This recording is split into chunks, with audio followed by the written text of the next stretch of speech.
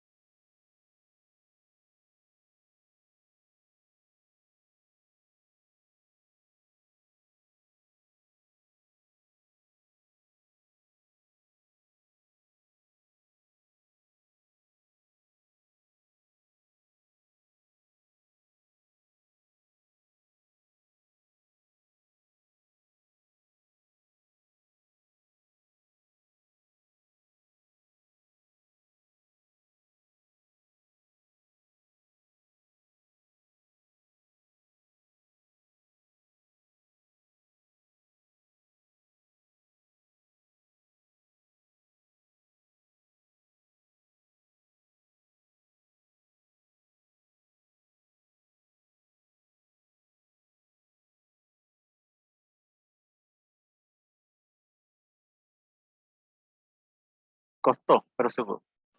Buenos días. Ya, bueno, ayer se les envió el proyecto uno, ¿cierto? Eh, bueno, ahí está bien indicado en el documento eh, todas las cosas que tienen que tener en cuenta. Léanlo porque hay ciertas variaciones respecto a cómo eran sobre todo las defensas. El semestre pasado en cálculo multivariable. ¿Ya? Así que échenle un ojo ahí eh, para que estén bien claritos con esas cosas. Eh, bueno, los grupos son de 4 o 5, me parece. Ahí está todo bien detallado. La entrega es el miércoles de la próxima semana y la defensa son el jueves a las 18:30. Ya la forma de las defensas es como lo que más cambió, yo creo, así que a eso pónganle atención. Ya, de ahí cualquier duda me preguntan en los próximos días. Ya, hoy día vamos a trabajar el taller global 2.2, que respecto a las últimas dos clases está bastante más denso, así que ya empecemos nomás, eh, para que nos vaya bien estudiándolo.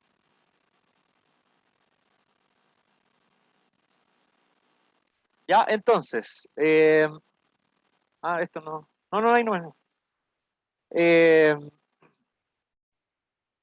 bueno, como dicen los resultados de aprendizaje, vamos a hacer principalmente dos cosas: establecer la estructura de la solución general de una ecuación diferencial lineal de orden n, eh, y después lo mismo, pero con la lineal homogénea. Ya acá no sé si se acordarán cuando vimos ecuaciones de orden 1, pero las ecuaciones lineales de orden 1 habían dos tipos.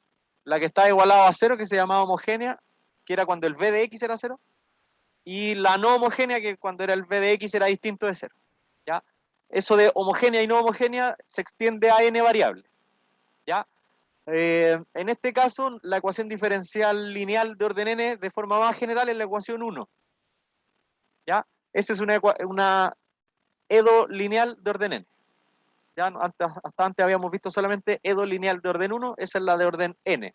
Esa sumatoria representa lo que hablamos el otro día, es en el fondo el a sub 0 por la función i derivada 0 veces, más el a sub 1 por la función i derivada una vez, más el a sub 2 por la función i derivada dos veces, bueno, y así hasta orden n.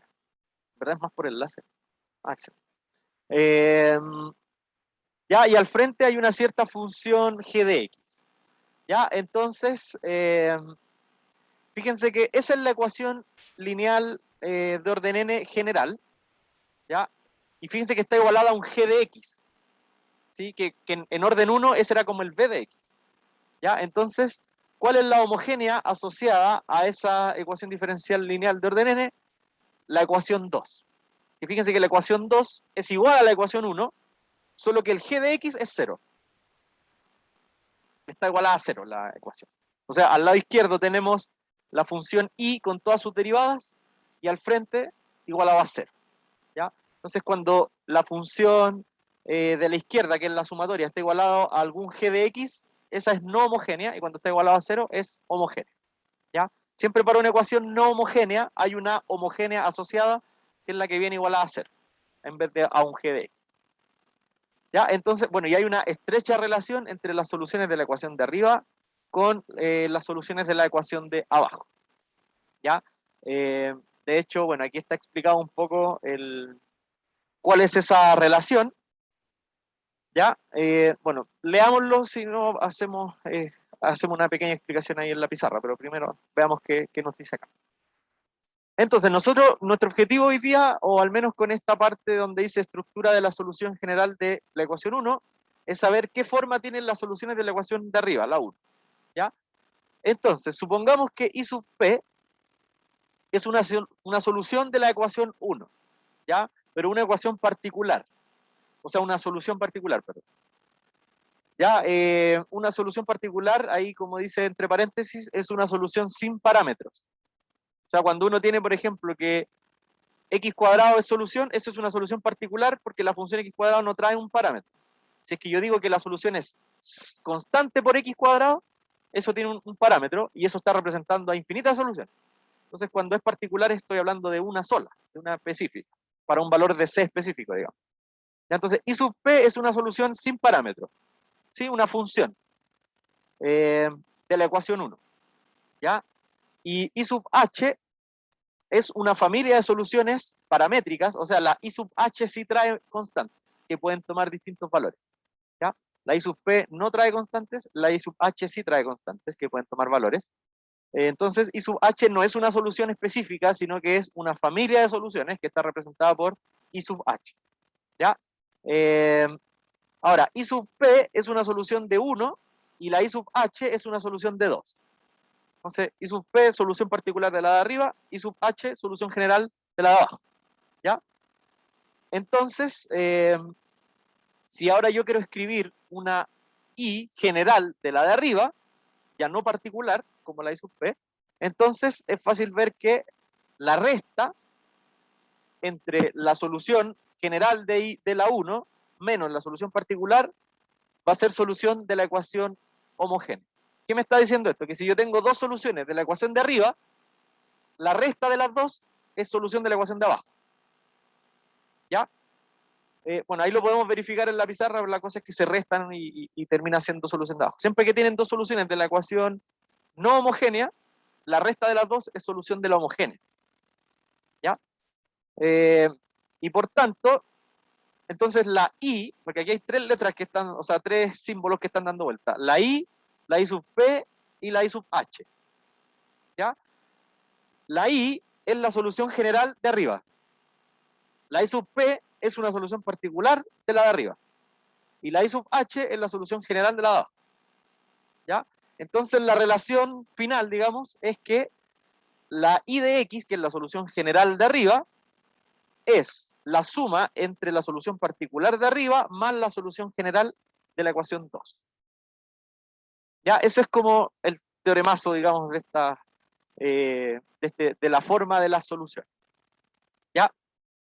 Imagino que así tan en teórico hay muchas dudas, pero bueno, ahí tenemos un pequeño ejemplo que lo vamos a pasar a desarrollar antes de la observación. Lo vamos a desarrollar en la pizarra. Ya para poder explicarle quién es la I sub H, quién es la I sub P, quién es la I, ¿sí? Y tengan todo bien distinguido. ¿Ya? Entonces, bueno,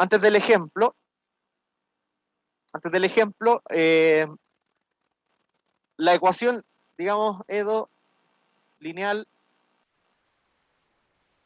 ya la no homogénea, homogénea. La EDO lineal no homogénea es de esta forma, que es la sumatoria, que quizás la sumatoria confunde un poco, es en el fondo a sub 0 de x por la y sin derivar, eso es la sumatoria cuando el k, no, el i vale 0. ¿Ya?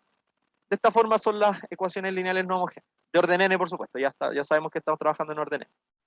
Después viene otra función, que viene por el i', ¿ya? Y así empieza a crecer el orden de la derivada hasta llegar a una i sub n, de x, y la función y ahora ya viene derivada n veces. ¿Ya? Entonces eso es igual a g de x. ¿Ya? Esa es la forma general de una EDO lineal de orden n, no homogénea, cuando está igualada a g de x. ¿Ya? Entonces esa es la ecuación 1 que aparece ahí en el PDF, solo que ahí está escrito con sumatoria y yo sé que a veces eso como que estresa un poco, así que prefiero mostrársela en extenso. En el fondo cada y cada derivada viene multiplicada por una función distinta. ¿Ya? Esta función no homogénea siempre trae asociada a ella una ecuación que sí es homogénea. ¿Y qué se refiere y cuál sería la homogénea asociada? Su homogénea asociada es la misma ecuación, pero el g de x es 0. O sea, la ecuación 2, que es la que está en el apunte, o sea, en la presentación, sería igual, es lo mismo, solo que está igualada a 0 en vez de a g de x.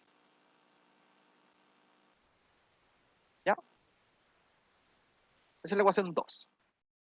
Entonces, no homogénea está igualada a g de x, sí homogénea está igualada a 0. ¿Ya? Y la cosa es que hay una estrecha relación entre las soluciones de la que está igualada a g de x con su hija, la que está igualada a 0. ¿Ya? De hecho, es mucho más fácil resolver, y de hecho es muy distinto, es mucho más fácil resolver la ecuación 2. Entonces uno generalmente resuelve la ecuación 2 y más el teorema ese que les acabo de mostrar, logra encontrar las soluciones de 1. En el fondo uno resuelve la homogénea para poder después encontrar la solución de la no homogénea gracias a el teorema. Ya, entonces voy a explicar un poco la estructura antes de que pasemos al ejemplo.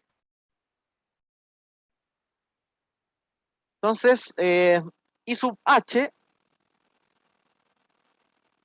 ya que se le pone sub h porque esta es la solución general de la ecuación 2. ¿Ya? Solución general de la homogénea. ¿Ya? Este I sub h, en el fondo, no es una única solución, sino que es una familia de soluciones porque trae constantes. Y para distintos valores de esas constantes, hay distintas soluciones. ¿Ya? A eso se refiere cuando uno habla de solución general, que en el fondo es una familia de soluciones.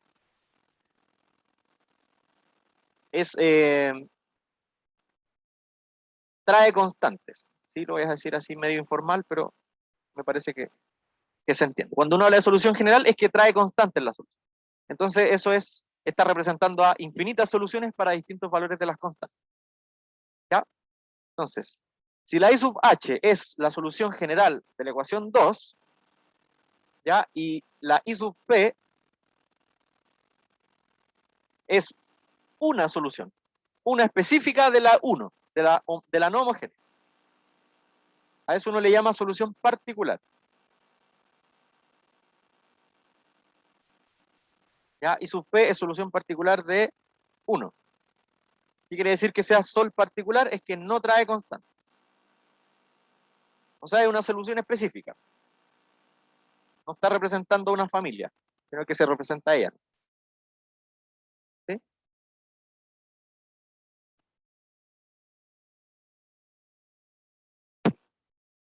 Dígame. ¿Puede haber más de una solución particular solo una solución en el I sub P?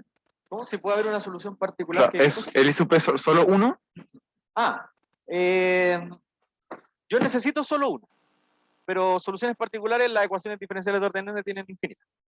¿Ya?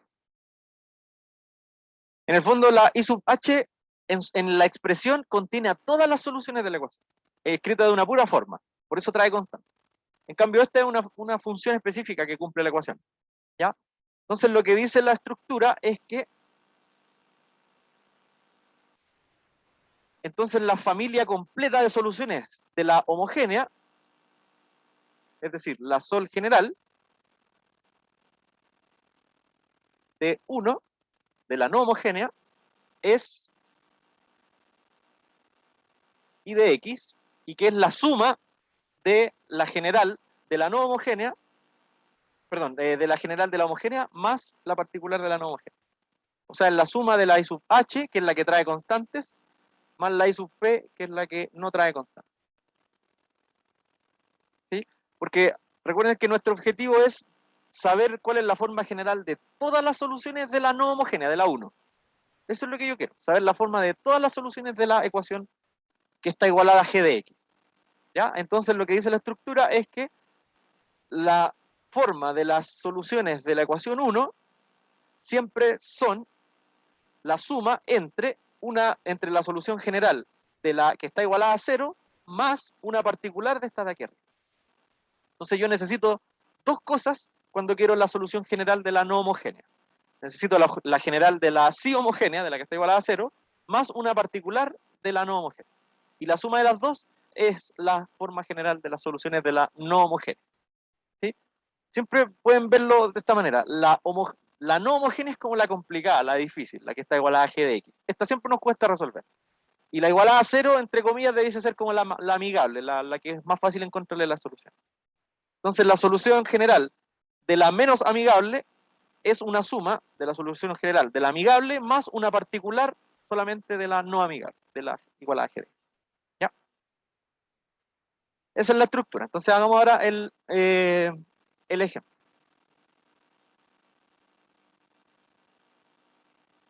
Ya que aquí es una ecuación ultra sencilla, pero bueno, estamos empezando recién a entender esto, así que es mejor partir por algo sencillo. Ya, esa es una ecuación diferencial de orden 2. ¿Sí? Media fome, pero igual. Aquí en este caso el A sub 0, el A sub 0 de X vale 0 porque no hay Y. ¿Sí o no? El A sub 1 de X, ¿sí? El A sub 0 de X es 0 y el A sub 1 de X también es 0. Y recién el A sub 2 de X es 1. Y bueno, los demás tampoco hay, pues no hay ni A3, ni A4, ni así. ¿Ya? Y este 1, ¿quién sería respecto a la forma general?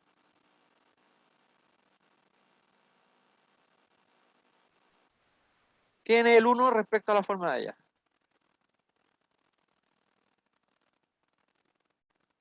Bueno, sí, es que el A sub 2 también es 1, sí, es cierto. Claro, que aquí hay dos 1. Está el 1 rojo, digamos, que es el A sub 2, pero yo estoy hablando del 1 que está al frente. Ese es el G de X. ¿Ya? Entonces, no está igualada a 0, por lo tanto es no homogénea.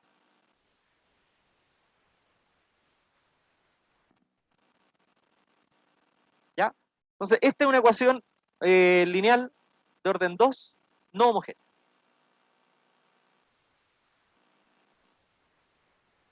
¿Ya?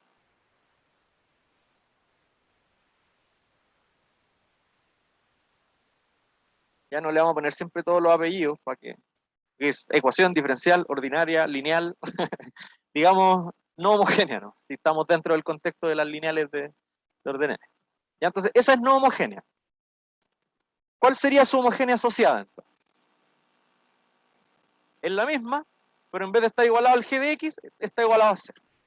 ¿Ya?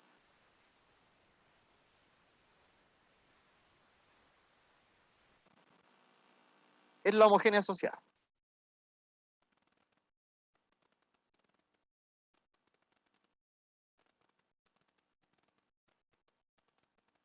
¿Sí? ¿Me van siguiendo hasta el momento? Ya.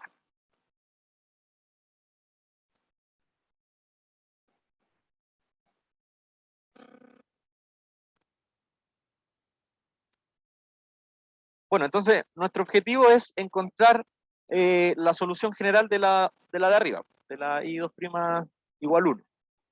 Entonces, según la estructura, necesitamos dos cosas. Una solución particular de la no homogénea más la solución general de la sí homogénea. Y la suma de las dos me da la forma general de la no homogénea. ¿Ya? En este caso, la ecuación 1 es tan sencilla que igual uno puede sacar la solución general al tiro. ¿Por qué? Que fíjense en lo siguiente. Como I2' es 1, ¿cierto? Esa es la ecuación. Yo aquí podría integrar respecto a X. ¿Sí? Voy a integrar respecto a X. Integro de X.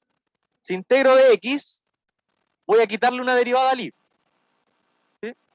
Entonces me va a quedar Y', pero obviamente uno paga el precio de una constante, ¿cierto? Eso quedaría en el lado izquierdo.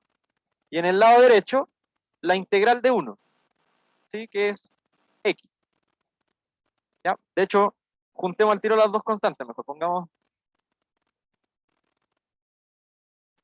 que es X más C sub 0. ¿Sí? Integré una vez la ecuación. Como I2' es 1, integro, el I2' pasa a ser I1', ¿cierto? Y el 1 pasa a ser X más constante. Y aquí puedo volver a integrar.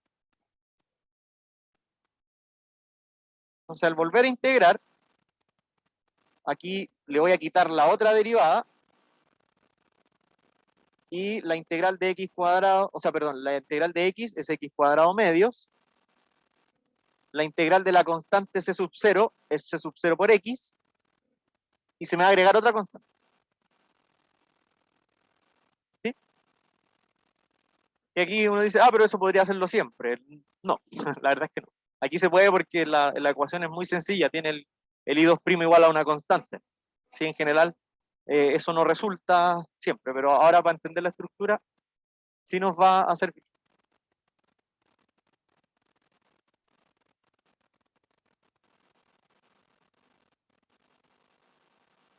¿Ya? Dígame. Porque integré, me quedó C sub 0 por X porque integré acá. Entonces, la integral se va con esa derivada y queda la Y, y la integral de X es X cuadrado partido por 2. ¿Sí?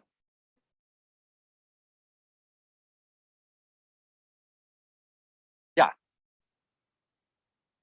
Entonces, eso que está ahí, fíjense que tiene dos parámetros, ¿cierto? Tiene un parámetro multiplicando al X y tiene otro parámetro solo, otra cosa.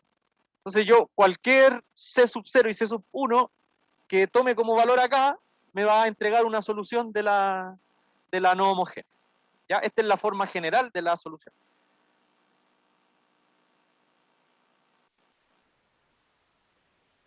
Dígame.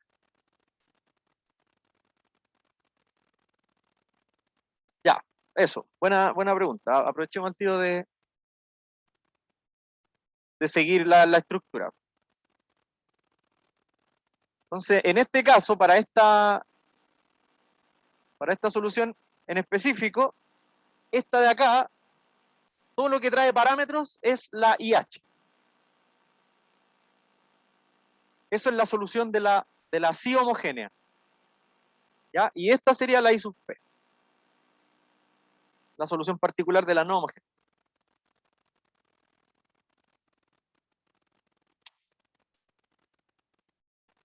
Lo que pasa es que en este caso la ecuación era como tan sencilla de resolver al tiro que lo hicimos así, como que hicimos el proceso en el orden inverso. Sacamos primero la general de la no homogénea y ahí lo que me quedó con parámetros era la IH y lo que me quedó sin parámetros era la IP. Pero en general el orden que uno usa es al revés. Uno primero encuentra IH, encuentra IP y ahí la suma es la ID. ¿Ya? Es por específico caso de esta ecuación que es muy sencilla. El I sub h se obtendría de la misma forma, integrando la I2' igual 0. De hecho, si le integren, eso se puede hacer como medio al ojo. Si integran esto dos veces, al integrar una vez, va a aparecer una constante, ¿no? Y al integrar de nuevo, esa constante va a quedar por x y se va a agregar la otra constante, que es lo que está acá. ¿Ya? Entonces, esa es la estructura. Entonces, aquí vamos a estar varias clases probablemente viendo métodos de cómo primero encontrar soluciones generales de la homogénea. ¿Ya? Hay varios métodos para eso solamente. Y hay otros varios métodos para encontrar esa I sub p, que es la particular de la no homogénea. ¿Ya? Para llegar en algún momento a solucionar ecuaciones no homogéneas en su forma general. Dígame.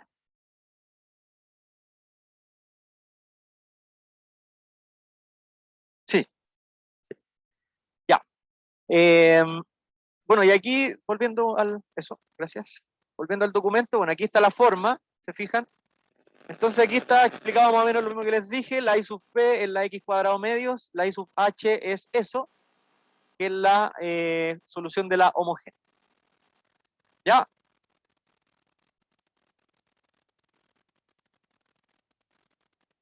Ya, no, pero volvamos a la pizarra. Ya, entonces, ahora viene una observación que es como la conexión que hay entre las ecuaciones diferenciales y el álgebra lineal.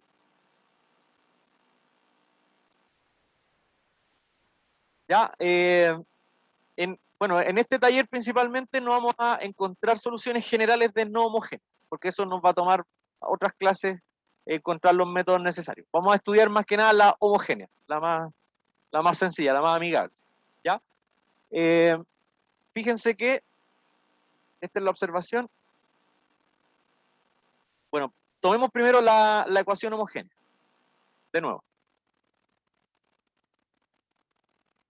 Ya dijimos que era a sub 0 x por y más a sub 1 x por y prima más puntito, puntito, puntito a sub n de x por y derivado de n veces. Ya, pero esta es la homogénea, entonces esto tiene que estar igualado a 0. Ya, entonces, ¿cómo esto puede tener que ver en algún caso eh, con álgebra lineal? ¿O por qué esto se llama ecuación lineal? Y es simplemente porque esta función, que depende de y, es una transformación lineal. Porque para cada y, yo le entrego un y me entrega esa expresión. Eso es una transformación lineal, que vieron en álgebra lineal. ¿Se acuerdan lo que era una transformación lineal? Ya, así en términos simples era que podía separar la suma, o sea que t de x más y era t de x más t de y, separaba la suma, y que sacaba las constantes. Entonces si yo tengo t de alfa por y, el alfa sale y me queda alfa de t por y, ¿sí? De t de y. ¿Sí? Esto es una transformación lineal.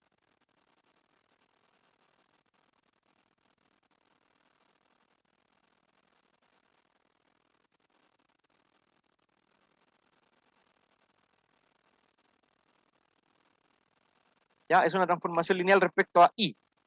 ¿Ya? Acá en el documento le ponen t de y de x, porque depende directamente de y, pero como el y depende de x, entonces también depende de x de una forma indirecta, pero para no complicarlo yo prefiero ponerle así.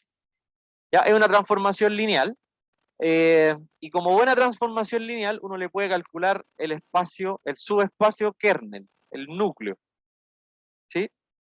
Y de ahí de hecho va apareciendo, ahí.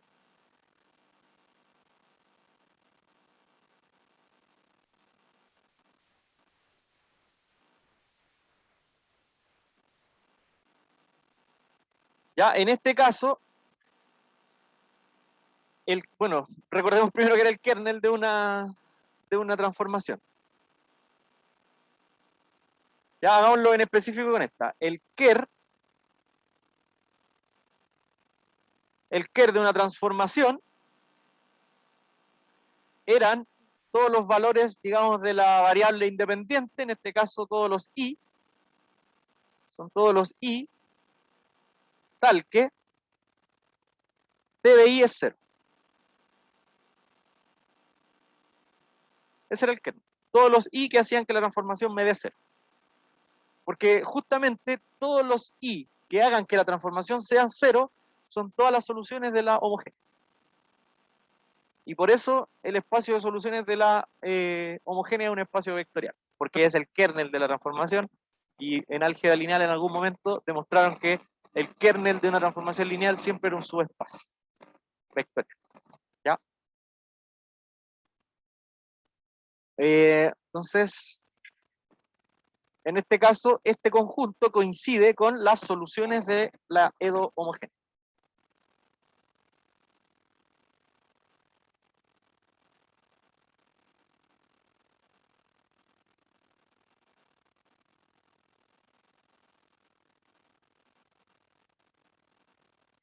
¿Ya?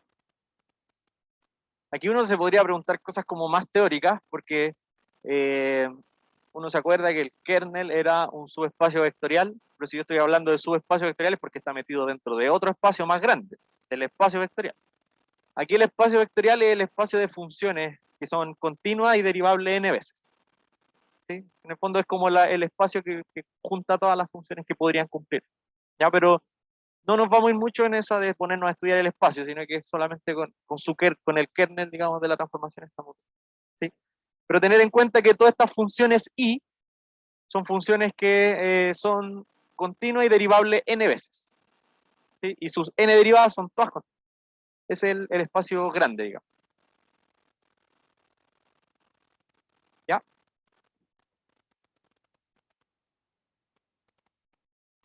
Volvamos un segundo a la presentación. ¿Ya? Entonces, ay, creo que me estoy muy abajo. Y aquí está explicado más o menos lo mismo. Ahí después ustedes pueden verificar, pero este es el teorema importante.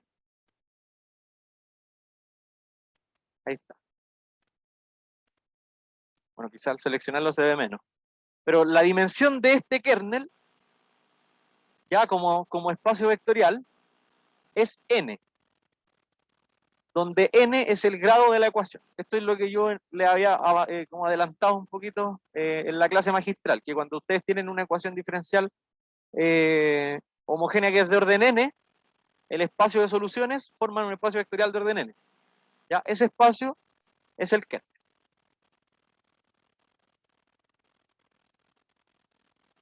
¿Ya? Pero así en términos como prácticos más simples, que me imagino que esperan, eh, cuando ustedes tengan una ecuación diferencial homogénea de orden 3, entonces el kernel va a tener dimensión 3. ¿Qué quería decir que algo tenga dimensión 3?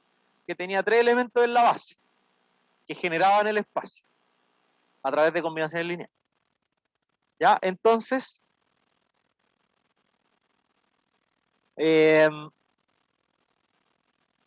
ya que eso es lo que está dicho acá.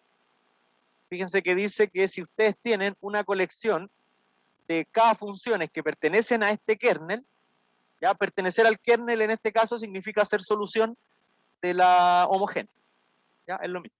Entonces, si yo tengo una colección de funciones que son solución de la homogénea, cualquier combinación lineal de ese conjunto también va a ser, también va a pertenecer al kernel.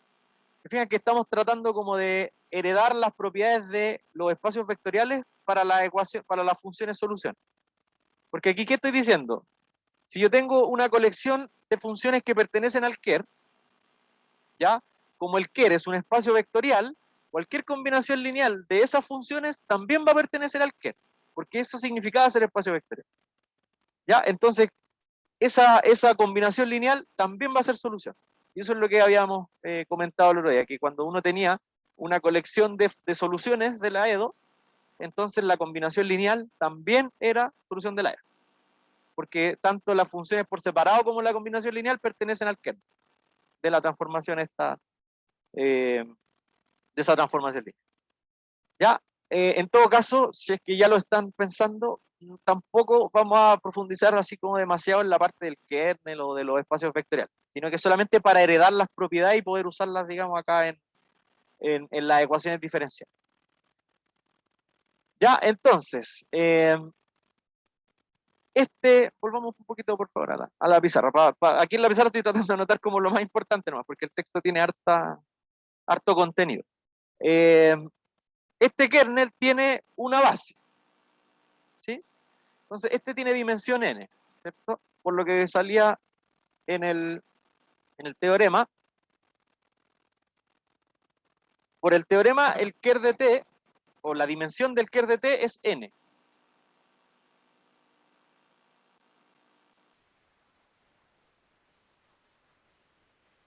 ¿Sí?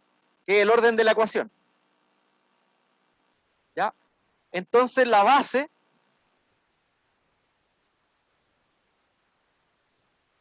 entonces cualquier base,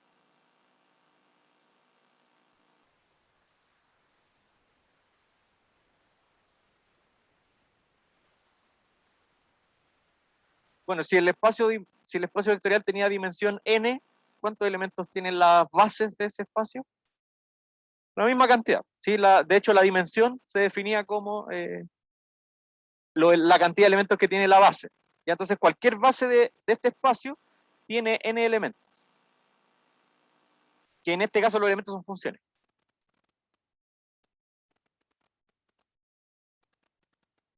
¿Ya? Es decir,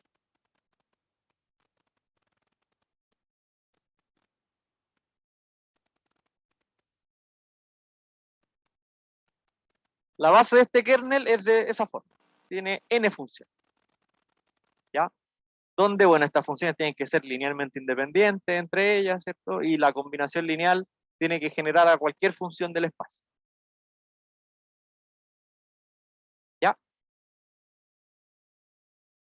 Entonces, cuando ustedes tengan porque las bases no son únicas, para un mismo espacio vectorial uno tiene infinitas bases de. Entonces, cuando ustedes tengan una base del Kerr, a ese conjunto se le llama conjunto fundamental, que esa es una de las definiciones que está en el documento. Esto se llama conjunto fundamental de soluciones.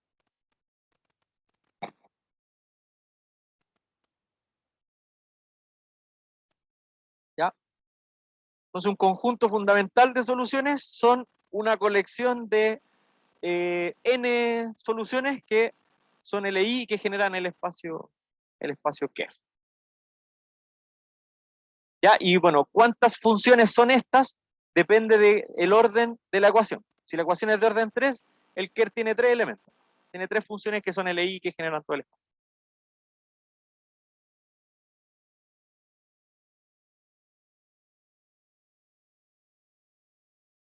Ya este se llama conjunto fundamental de solución.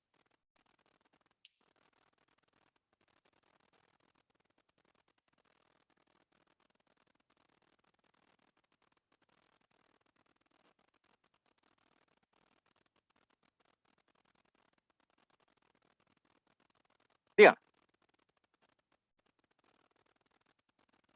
El ejemplo que hicimos recién, claro, el kernel era de dimensión 2.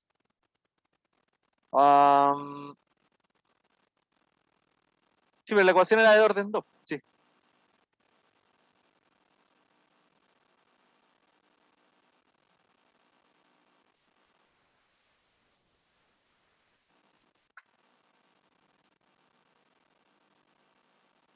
Ya. Entonces,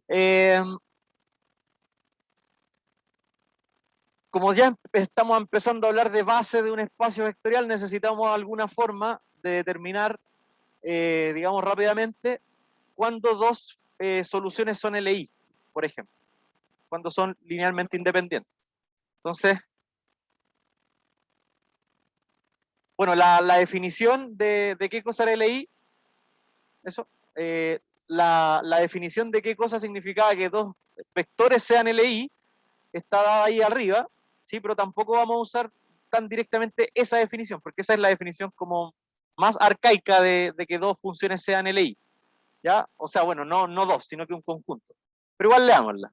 Si ves un espacio vectorial, ¿ya? Entonces el conjunto que tiene a F1, F2, F3 hasta F sub K es LI, sí, solo si cualquier combinación lineal de ellos que sea cero implica que las constantes eran todas cero. ¿Se acuerdan de esa definición de?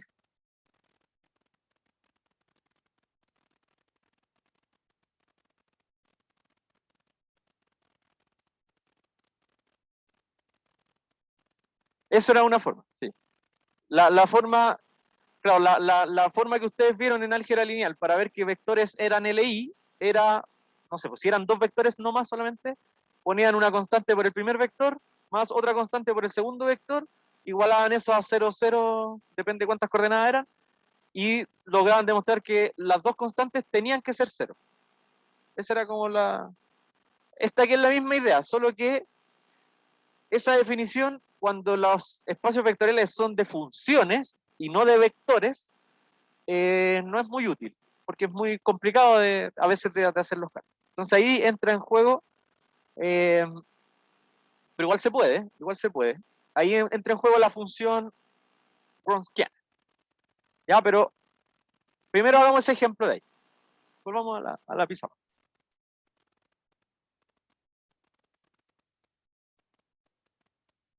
Determine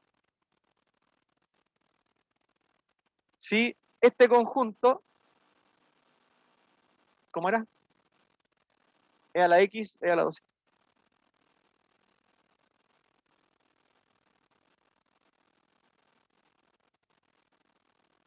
Ya. Partamos con un ejemplo sencillo. Verifiquemos que ese conjunto es LI, o sea que la función e a la x con la función e a la 2x son linealmente independientes. ¿Ya?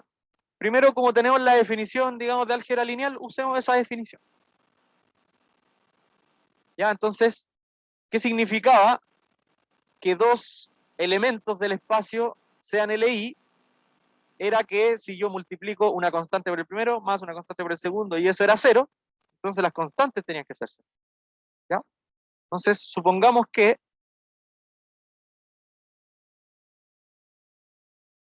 pongamos C1 por e a la x más C2 por e a la 2x es igual a 0. ¿Ya? En este caso, el vector 0 de las funciones es el número 0, la función constante 0. Ya para algún par de constantes. Para ciertas C1 y C2. En R.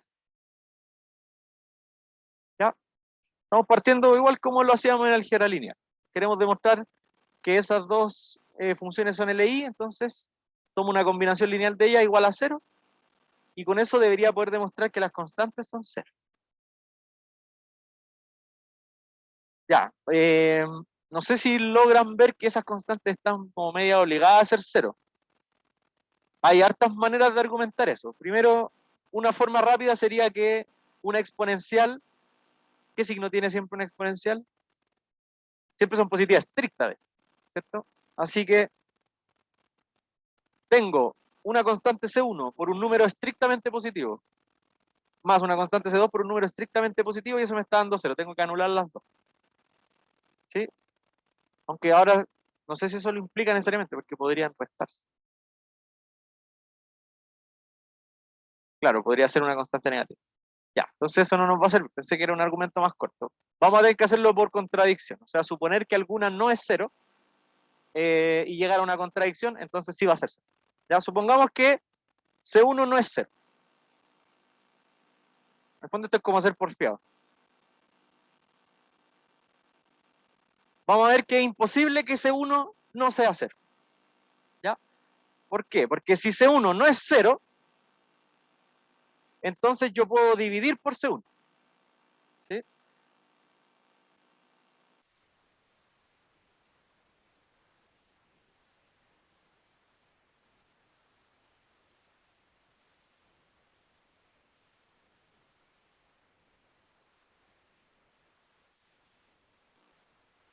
Entonces despejamos la exponencial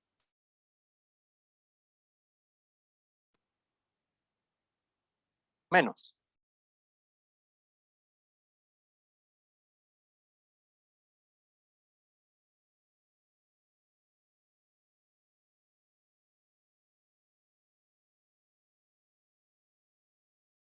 ¿Sí? Estoy suponiendo que el C1 no es 0, entonces puedo dividir por C1. Y pasé restando para allá. Entonces, bueno, aquí hay que usar los signos. Esta sabemos que es estrictamente positiva. Esta es estrictamente positiva. Entonces esto tendría que ser estrictamente positivo también, ¿cierto? Entonces esto implica que menos C2 partido C1 es estrictamente positivo.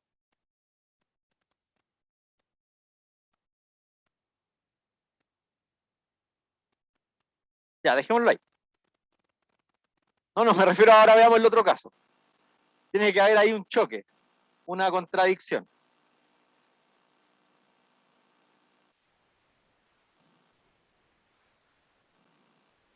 Lo que pasa es que yo había visto una contradicción, pero ahora que lo miré mejor, creo que no es una contradicción lo que yo había pensado que. Entonces hay que pensar aquí cuál es la contradicción. Eh,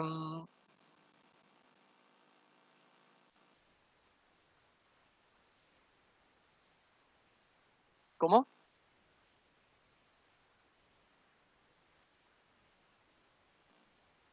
¿Por qué las X serían igual a 0? A ver, hagamos otra cosa.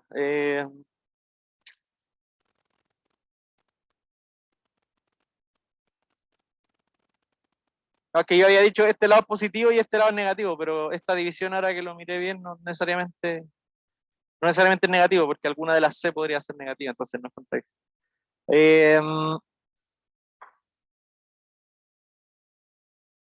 A ver, pero es que aquí yo podría.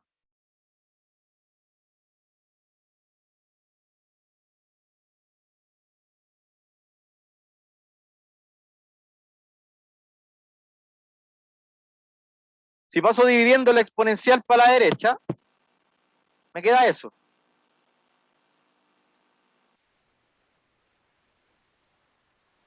Por aquí parece que anda la cosa,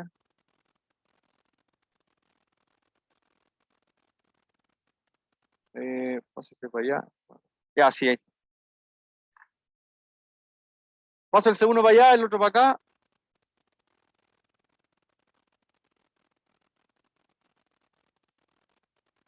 Ya, ahí está. Eso es una contradicción. ¿La ven o no la ven? ¿Es una contradicción eso o no es una contradicción? ¿Por qué?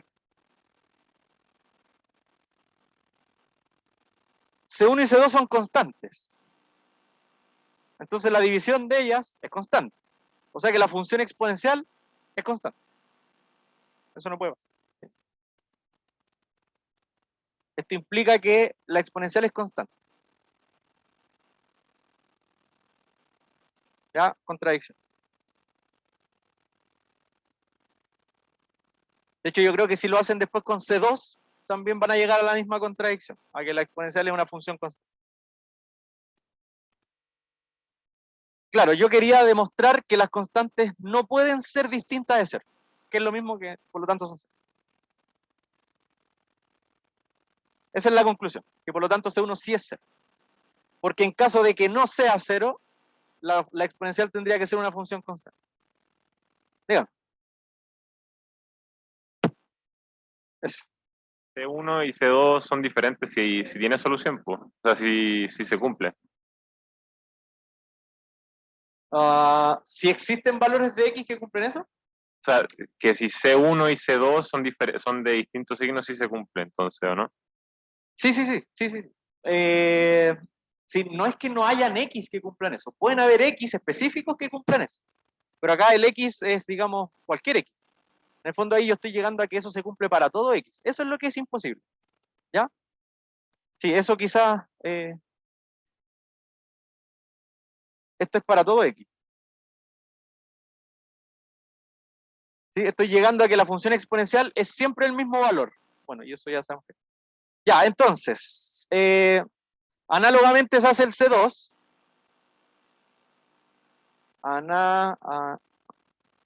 Análogamente, C2 también es 0, por lo tanto son LI. ¿Ya? Son LI. Entonces, bueno, ese es el criterio que hay como pensando en álgebra lineal.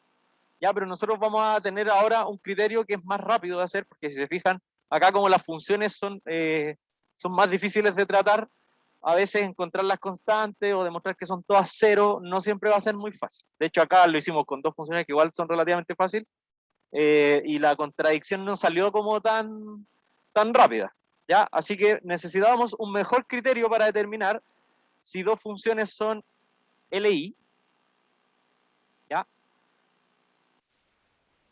Y para eso necesitamos la función Wronskiana. Entonces, tenemos ahí la función Wronskiana. Si ustedes tienen una colección de k funciones, f1, f2 hasta f sub k, primero existe la función Wronskiana para esa colección de funciones. ¿Y qué cosa es la función Wronskiana para esa colección? Es el determinante de esa matriz que está ahí, f1, f2, fk, abajo va f' de 1, f' de 2, hasta f' sub k, y así van las derivadas para abajo. O sea, ustedes tienen las k funciones, f1, f2 hasta fk, ¿cierto? Entonces arman una matriz, en la primera fila ponen las funciones, en la segunda fila ponen las derivadas de las funciones, en la tercera fila la segunda derivada de las funciones, y así hasta un orden menos que la ecuación diferencial que están tratando de resolver. O sea, si la ecuación diferencial es de orden 3, ustedes van a llegar hasta poner las segundas derivandas abajo. Y eso va a armar una matriz de 3 por 3 en el caso de que la ecuación sea de orden 3. De orden n por n en general. ¿Ya? Entonces, bueno, aquí, pero yo creo que esto ya es un poco, no lo vamos a hacer por tiempo. En esos 3 puntos, la idea era demostrar que si el Wronskiano entre un par de funciones es distinto de 0, entonces las funciones van a ser LI. ¿Ya? Que aquí está como demostrado el teorema. O sea, si ustedes demuestran esos 3 puntos, van a estar demostrando al final que dos funciones son LI, sí, solo si su Wronskiano, que es la matriz de arriba, es distinta de 0, el determinante de la matriz. ¿Ya? Entonces, pero bueno, ahora por tiempo ya no lo vamos a alcanzar a hacer, así que pongamos el teorema nomás. Volvamos un poquito acá a la pizarra.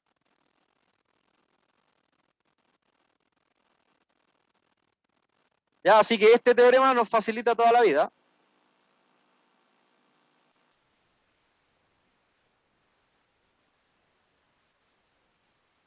¿Ya? El teorema nos dice que si ustedes tienen I1 e I2, este conjunto va a ser LI, sí y solo si el Wronskiano entre las dos funciones es distinto de 0.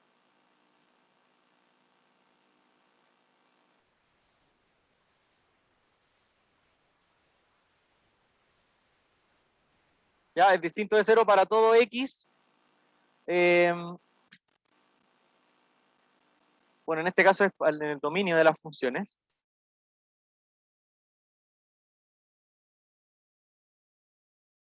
A ver, ¿cómo escribo eso? ¿Cómo está escrito acá?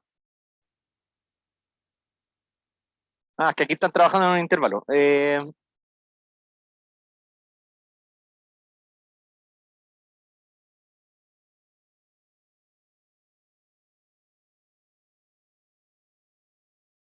¿Ya? Así que bueno, lo que pasa es que aquí, si se fijan en la presentación, al final, después de todo ese recuadro, dice qué hemos probado. Y la respuesta a qué cosa hemos probado es ese teorema, que dos funciones son LI, sí, solo sí, el Wronskiano es distinto de 0 para esas dos funciones, para todo X. ¿Ya? Pero ahora por tiempo mejor prefiero darle el teorema para que tengan el criterio para ver si dos funciones son LI o no. Y eso es un ejercicio muy interesante de resolver en todo. ¿Ya? De hecho, podríamos, para practicar, demostrar que las mismas funciones eran LI, pero ahora con este criterio. ¿Ya? Entonces, ejemplo, veamos que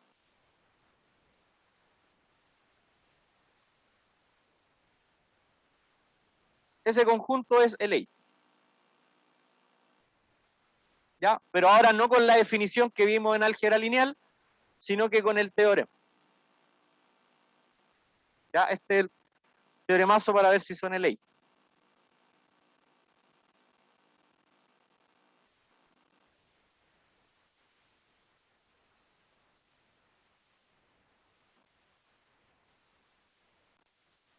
¿Ya? Entonces, ya, yo sé que aquí pueden estar medio enredados, pero si están medio enredados, yo creo que este es un buen momento para poder enchufarse, digamos, con esta parte al menos de independencia lineal de funciones. ¿Ya? Esto es lo importante, el teorema. Entonces, el teorema dice que el conjunto de I1 con I2 es LI, si y solo si el Wronskiano entre esas dos funciones es distinto de cero para todos los X en el conjunto que se esté trabajando. ¿Ya? Entonces, en este caso, I1 sería E a la X, y 2 sería E a la 2X. ¿Sí? Esas son las dos funciones que yo quiero ver si son LI o no. Entonces tengo que armar la función Wronskiana entre estas dos. ¿Ya?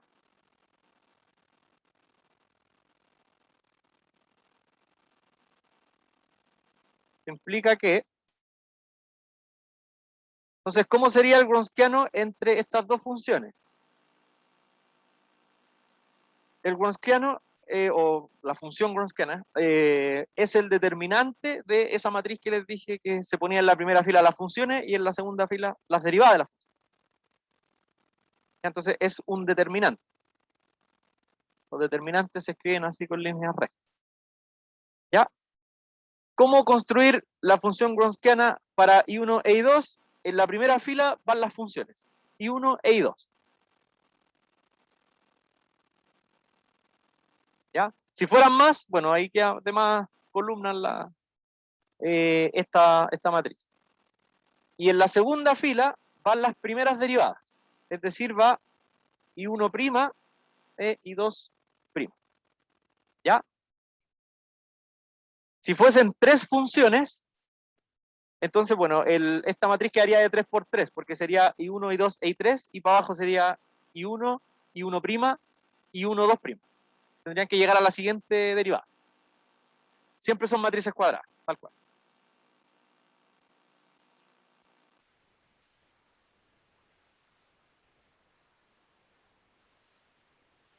¿Ya? Entonces hay que calcular ese determinante. En este caso, la I1 es la exponencial, la I2 es la otra exponencial. Sí, esto es de n por n, este es de 2 por 2. ¿Ya? Que después esto probablemente lo vamos a hacer para poder resolver una ecuación de orden 2, solo que aquí no está asociado con una ecuación todavía. Ya, ¿quién sería I1'? La misma, ¿cierto? Ya la hay.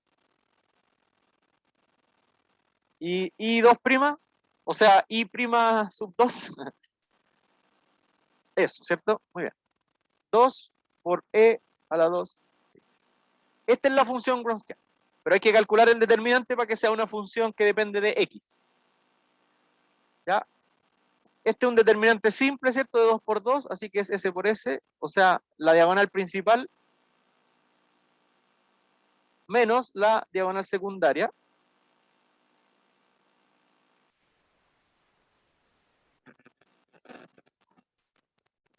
¿Ya?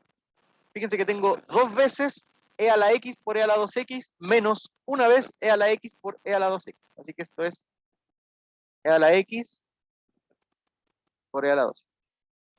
Ese es el Wronskiano. Bueno, de hecho se pueden sumar ahora que pienso los exponentes. Así que la función Wronskiana para I1 e I2 es E a la 3X. ¿Cierto? Porque ahí se suman los exponentes.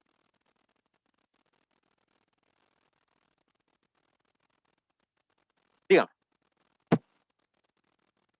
Me perdí un poco. ¿Por qué estamos sacando esto del LI y todo eso?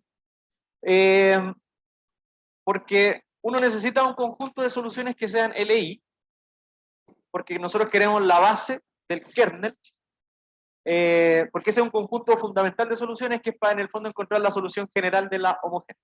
Pero, ¿qué pasa si no son LI?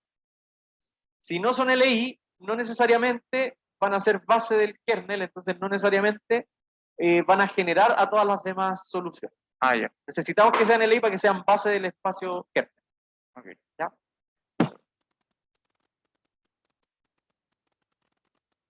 Ya. ¿Todo bien hasta acá con el cálculo del Wronskiano? ¿Sí? Ya. Bueno, y esta función es distinta de 0 para todo x en los reales, de hecho.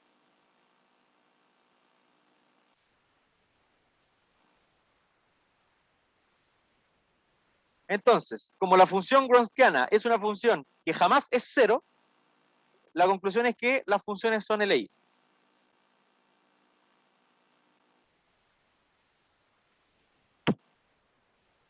Profe, ¿y si sucediera que en algún X esto va a cero? Ya, una pregunta. El gronskiano es una función bien particular. De hecho, ahí en los 3 puntos que están en el documento, en el punto 1 dice que el gronskiano siempre o es idénticamente 0 o nunca es 0. El gronskiano cumple esa propiedad de o siempre es 0 o nunca es 0. No pasa nunca que en algunos puntos sí y en otros no. ¿Ya? Eh, pero claro, si llegara a pasar, no podemos asegurar que es LI, pero no pasa. ¿Sí? En el punto 1 dice ahí del documento que el gronskiano o siempre es 0 o nunca es 0. ¿Ya? Así que no podría pasar que haya puntos donde sí y otros donde no. ¿Sí? Cuestión que, o sea, si tengo, por ejemplo, una lineal que es 2x, ahí no podría asegurar nada. Sí, Claro, ya. Porque es solo 0 cuando el x es 0. claro. Igual tienen que fijarse porque siempre van a estar trabajando con estas funciones en algún intervalo. Entonces tienen que fijarse que en ese intervalo no sea 0. O sea, si el gronskiano me dio 2x, por decir algo, pero el intervalo es el 1,2, entonces está perfecto. Nunca es 0. En ese intervalo. ¿Ya? Solo que aquí el intervalo eran todos los reales y la función nunca es 0. Ya. A ver, bueno, aquí los ejercicios son como constructivos. Ya en honor al tiempo no creo que tenga mucho sentido dejar que ustedes hagan un rato y después hacerlo, pero el 1 y el 2 son como parte del mismo, solo que está separado en dos partes. Y el 3 es un ejercicio un poco más, que da un poco más de trabajo, así que igual es bueno que se lo lleven para la casa porque no sale muy rápido, pero bueno, después va a estar la solución. Así que hagamos el primero.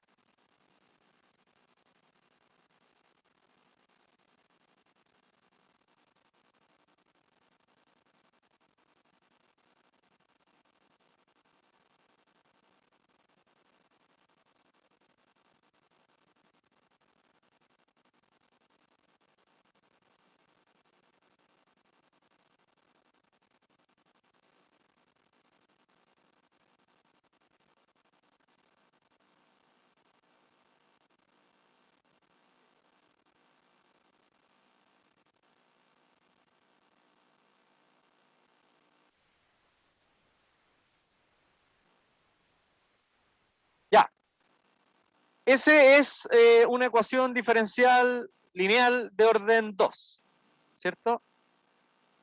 Es homogénea porque está igualada a 0. ¿Sí? Otra cosa. ¿Ya? Entonces lo que nos dicen es determine m de modo que i elevado a, o sea, e elevado a mx sea solución de la ecuación dada. En el fondo nos están diciendo si esto, nos están diciendo que eso es solución de la ecuación, ¿ya? Pero tenemos que encontrar para cuál es m, eso es solución.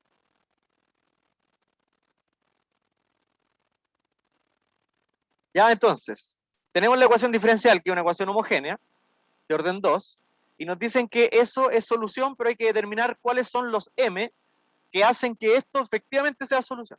Así que reemplacemos esta función en la ecuación para poder determinar qué cosa tiene que cumplir el m, para poder determinar quién es el m. Entonces, si la i es eso, e a la mx, la primera derivada sería, bueno, lo mismo, ¿cierto? E a la mx, pero por m, que es la derivada del exponente. ¿Sí? De hecho, podemos sacar al tiro la segunda derivada. La segunda derivada, de nuevo, se repite todo esto, e a la mx, pero baja la derivada del exponente, o sea, m4. ¿Ya?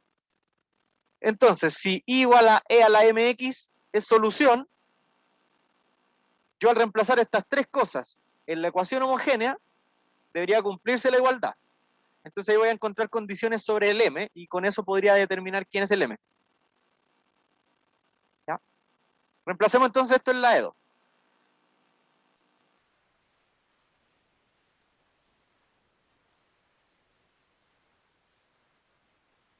Entonces me va a quedar I2', pero el I2' es M cuadrado ahora, por E a la MX, más 4 veces I', pero el I' es M por E a la MX, ¿sí? Más 3 veces el I, pero el I es E a la MX.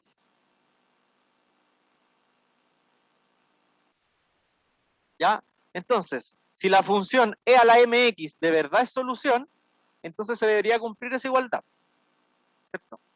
El M debería cumplir eso. ¿Podemos hacer algo para que esa expresión quede más sencilla? Factorizar por E a la MX. De hecho, yo podría dividir la ecuación completa por E a la MX. Dividamos la ecuación completa por E a la MX, porque ahí se va a ir de todos lados, entonces me va a quedar M cuadrado más 4M más 3 igual 0. ¿Sí? Bueno, y eso se puede factorizar y ahí vamos a sacar los valores del M, ¿cierto? Eso sería M multiplicados me tienen que dar 3, sumados 4. Todo positivo. Igual 0. ¿Sí?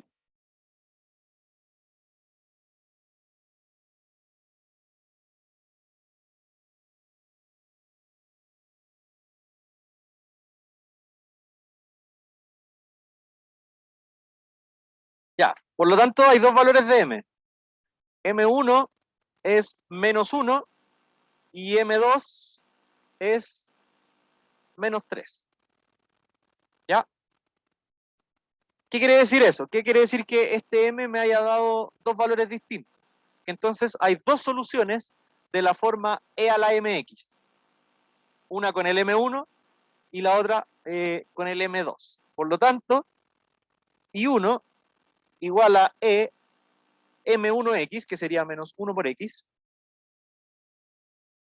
e I2, que es E a la menos 3X. Esas dos son soluciones de la ecuación homogénea, porque me dieron dos valores de M.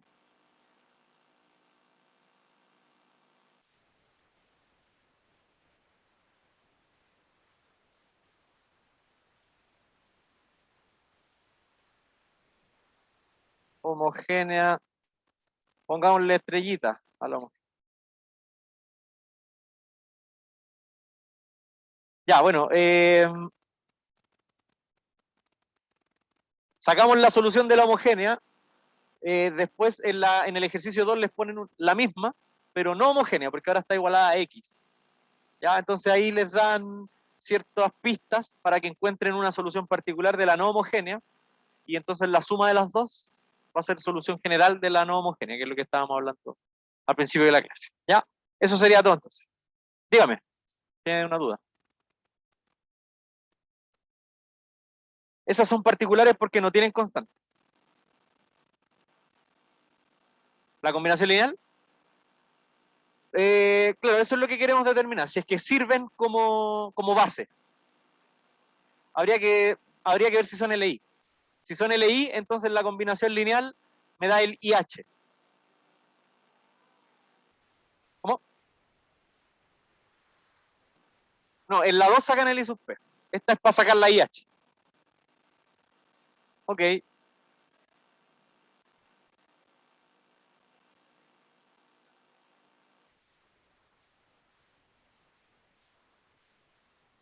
Chao, profe, gracias.